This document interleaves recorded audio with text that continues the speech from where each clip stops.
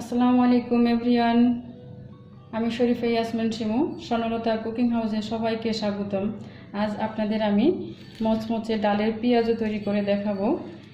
পেঁয়াজুটা তৈরি করতে লাগবে খেসারির ডাল, মসুরের ডাল হাফ কাপ পরিমাণ মতো নিতে হবে। খেসারির ডাল নিয়েছি হচ্ছে আপনার হাফ কাপ, মসুরের ডাল নিয়েছি হাফ কাপ, আর হচ্ছে আপনার পোলাওর চাল নিয়েছি 1 টেবিল চামচ। পোলাওর চালটা হচ্ছে না নিলেও চলবে, তো পোলাওর চালটা দিলে পেঁয়াজের ভিতরে ফ্লেভারটা সুন্দর হয়।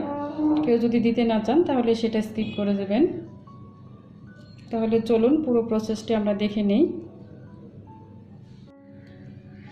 ডালটাকে অবশ্যই ভালো করে বেছে নিতে হবে, কারণ অনেক সময় দেখা যায় ডালের মধ্যে হচ্ছে পাথর থাকে। সেই পাথরগুলো বেছে নিয়ে ভালো করে ধুয়ে ভিজিয়ে রাখতে হবে 2 ঘন্টা। 2 ঘন্টা পর পানিটাকে ঝরিয়ে নিয়ে এভাবে হচ্ছে আপনার পাটায় অথবা ব্লেন্ডারে ব্লেন্ড করে নিতে হবে। তবে ভালো হয় পাটায় পিষে নিলেই হচ্ছে আপনার পেঁয়াজুটা হচ্ছে মচমচে হয় বেশি, কারণ পাটার মধ্যে দেখা যায় কি আপনার একটু থেতলা টাইপের হয়, আর ব্লেন্ডারে ব্লেন্ড করলে দেখা যায় একটু আধা ভাঙা কিংবা ওই পাউডার মতো হয়ে যায়। তখন হচ্ছে দেখা যায় কি পেঁয়াজুটা খেতে অত মজা লাগে না। তো আমাদের সময় স্বল্পতার জন্য, আলসেমির জন্য দেখা যায় আমরা ব্লেন্ডারে ব্লেন্ড করে ফেলি। তো আজকে আমি আপনাদের ব্লেন্ডারে ব্লেন্ড করে দেখাচ্ছি।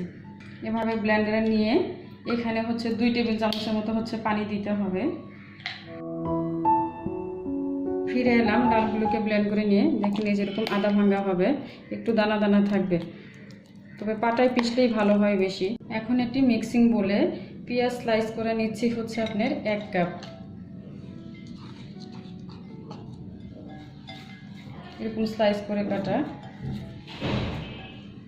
দিচ্ছি রসুন বাটা 1 চা চামচ, আদা বাটা হাফ চা চামচ, হাফ চা চামচ হলুদ গুঁড়ো, হাফ চা চামচ শুকনো মরিচের গুঁড়ো। মরিচের স্বাদটা হচ্ছে যার যার স্বাদ অনুযায়ী দিবেন। দিচ্ছি হাফ চা চামচ গরম মশলা পাউডার, হাফ চা চামচ চিকেন সিজনিং পাউডার, হাফ চা চামচ চিনি। এই দুইটা হচ্ছে না দিলেও দিতে পারবেন, আর যদি রেস্টুরেন্ট স্টাইলে করতে চান অবশ্যই চিকেন সিজনিং পাউডার আর চিনিটা দিতে হবে। আর কেউ যদি মনে করেন যে চিকেন সিজনিং পাউডার আর চিনি দিবেন না, তাহলে হচ্ছে আপনি টেস্টিং সল্টও দিতে পারেন। স্বাদ মতো লবণ, 1 টেবিল চামচের মতো হচ্ছে আপনার কাঁচামরিচ কুচি, তবে আপনারা যা যা স্বাদ অনুযায়ী দিতে পারেন কাঁচামরিচটা। আমি 1 টেবিল চামচ দিয়েছি আমার স্বাদ মতো। এখন এটাকে একটু ভালো করে মেখে নিব। ভালো করে মেখে বলতে অত হচ্ছে আপনার ঘষে ঘষে মেখে পানি বের করবো না, আলতুভাবে জাস্ট খালি মশলাটা হচ্ছে পেঁয়াজের সঙ্গে মেখে নিব। পেঁয়াজের সাথে মেখে নিয়ে হচ্ছে এই যে জাস্ট এরকম আমি আলতুভাবে খালি হচ্ছে মশলাটা পেঁয়াজের সাথে মেখে নিলাম। পেঁয়াজুতে আমি পেঁয়াজটা একটু বেশি পরিমাণ দেই যাতে হচ্ছে খেতে একটু ভালো লাগে। এই যে এরকম মেখে নিলাম। এখন এটার সঙ্গে হালকাভাবে আমি হচ্ছে দিয়ে দিব 2 টেবিল চামচ হচ্ছে ময়দা। যদি কেউ ময়দা দিতে না চান এই ক্ষেত্রে হচ্ছে 2 টেবিল চামচ আপনি বেসন দিতে পারবেন, অথবা 2 টেবিল চামচ চালের গুঁড়ো দিতে পারবেন, অথবা 2 টেবিল চামচ কর্নফ্লাওয়ার দিতে পারবেন। তবে সবসময় মনে করি ঘরের মধ্যে হচ্ছে ময়দাটাই থাকে, তাই আমি ময়দাটা দিয়েই তৈরি করে থাকি। আরেক টেবিল চামচ দিয়ে দিলাম।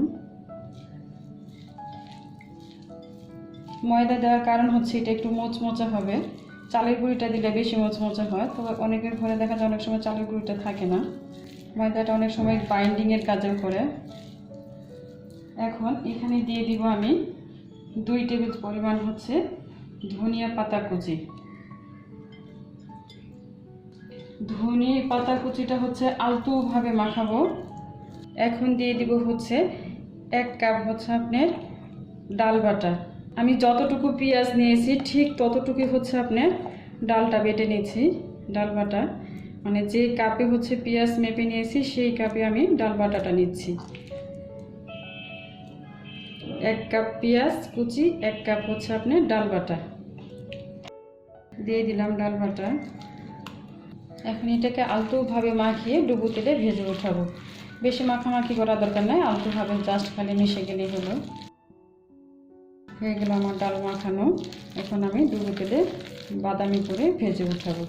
প্রিয় দর্শক মণ্ডলী, আমি আগে থেকে চুলায় তেল বসিয়ে রেখেছিলাম, তেলটা গরম হয়ে গেছে। এখন হচ্ছে আমি এটাতে আস্তে করে ছেড়ে ভেজে উঠাবো।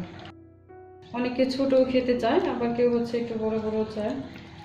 আবার অনেকে যে বলে যে হচ্ছে আঙ্গুলের ছাপ থাকে কিভাবে, সেটা আমি একটু পরে আপনাদের দেখিয়ে দিচ্ছি কিভাবে আঙ্গুলের ছাপ থাকে। পেঁয়াজটা আসলে হচ্ছে সমান করে না ভেজে একটু এবড়ো থেবড়ো করে ভাজলেই হচ্ছে মচমচাটা হয় বেশি। এখন চুলার হিটটা আমি একটু মিডিয়াম আঁচে রাখবো, মিডিয়াম আঁচে রেখে আস্তে আস্তে করে ভেজে নিব। যদি চুলার আঁচটা হচ্ছে হাই হিটে রাখি তাহলে হচ্ছে তাড়াতাড়ি উপরটা লাল হয়ে যাবে এবং ভিতরে কাঁচা থেকে যাবে। কাঁচা থাকলে হচ্ছে আপনার মচমচাটা তাড়াতাড়ি নষ্ট হয়ে যাবে। আর আস্তে আস্তে যখন ভেজে উঠাবেন তখন দেখবেন প্রায় আধা ঘন্টার মতো মচমচা থাকবে।